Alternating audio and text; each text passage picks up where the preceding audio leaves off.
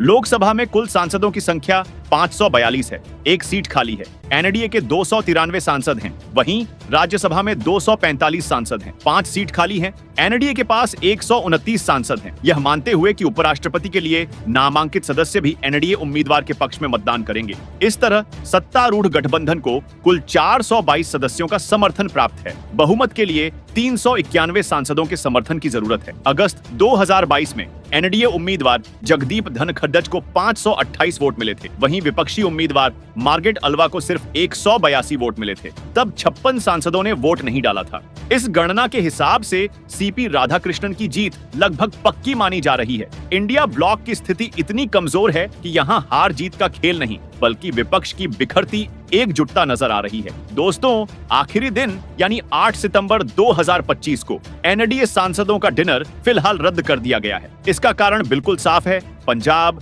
हरियाणा, गुजरात सहित कई राज्यों में भारी बाढ़ से उत्पन्न हुई भयावह स्थिति। प्रधानमंत्री नरेंद्र मोदी इन बाढ़ प्रभावित राज्यों का दौरा करके वहां की समीक्षा करेंगे, प्रभावित क्षेत्रों में चल रहे राहत कार्यों का जायजा लेंगे, साथ ही राज्य सरकारों से रिव्यू मीटिंग करके एक्शन प्लान तैयार करेंगे ताकि बाढ़ पीड़ितों को हर संभव मदद मिल सके। वहीं दूसरी ओर इंडिया ब्लॉक के सांसद इस समय पूरी तरह से आंतरिक संकट में उलझे हुए हैं। कई नेताओं ने आरोप प्रत्यारोप की भाषा अपनाई है। एक तरफ से बीजेपी और अमित शाह पर आरोप लगाए जा रहे हैं कि सांसदों पर दबाव बनाया जा रहा है, दूसरी तरफ से अपने ही नेताओं में मतभेद खड़े होते जा रहे हैं। टीएमसी के ममता बनर्जी का स्पष्ट वॉकआउट और कांग्रेस के अंदर की टूटती एकजुटता इस बात का संकेत है कि विपक्ष पूरी तरह बिखर चुका है। ऐसे में एक बड़ा सवाल उभरता है, कौन सा नेता किस पार्टी का समर्थन करेगा, किसके साथ खड़ा रहेगा और किसके वोट बदल जाएंगे। विश्लेषकों का कहना है कि इस बार का उपराष्ट्रपति चुनाव केवल एक चुनाव नहीं है, बल्कि एक राजनीतिक संदेश है। यह चुनाव साबित करेगा कि एनडीए की पकड़ संसद में कितनी मजबूत है।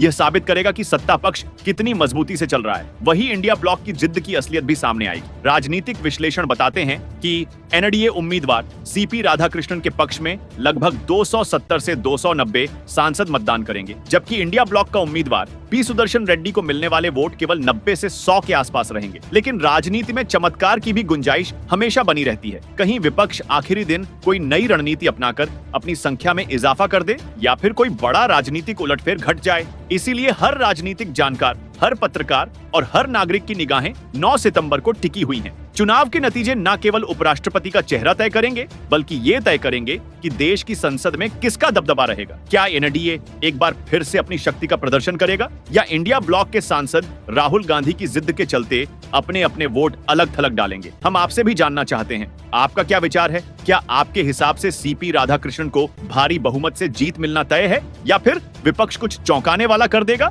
नीचे कमेंट बॉक्स में अपनी राय जरूर लिखें ताकि हम आपके विचारों को जनता के सामने भी ला सकें। वीडियो को लाइक करें, इसे अपने दोस्तों के साथ शेयर करें ताकि देश की इस महत्वपूर्ण राजनीतिक घटना की हर कोई सही जानकारी से अवगत हो। और हमारे चैनल डीएलएच न्यूज को सब्सक्राइब करें ताकि आप भविष्य में भी ताजा और सटीक राजनीतिक विश्लेषण सबसे पहले पा सकें। हम वादा करते हैं कि आने वाले दिनों में भी आपके लिए लाएंगे सबसे दमदार, गहराई से की गई रिपोर्टें, हर राजनीतिक घटना की पूरी जांच पड़ताल, हर दल के नेता की बयानबाजी का सटीक विश्लेषण और देश की राजनीति में चल रही हर एक चाल का पर्दाफाश। याद रखिए, 9 सितंबर 2025 को भारत का उपराष्ट्रपति चुनाव संपन्न होगा। एक नई राजनीतिक कहानी लिखी जाएगी, एक नई दिशा तय होगी। आपके साथ डीएलएच न्यूज हमेशा सच्चाई के साथ रहेगा। धन्यवाद। Subscribe now and press the bell icon.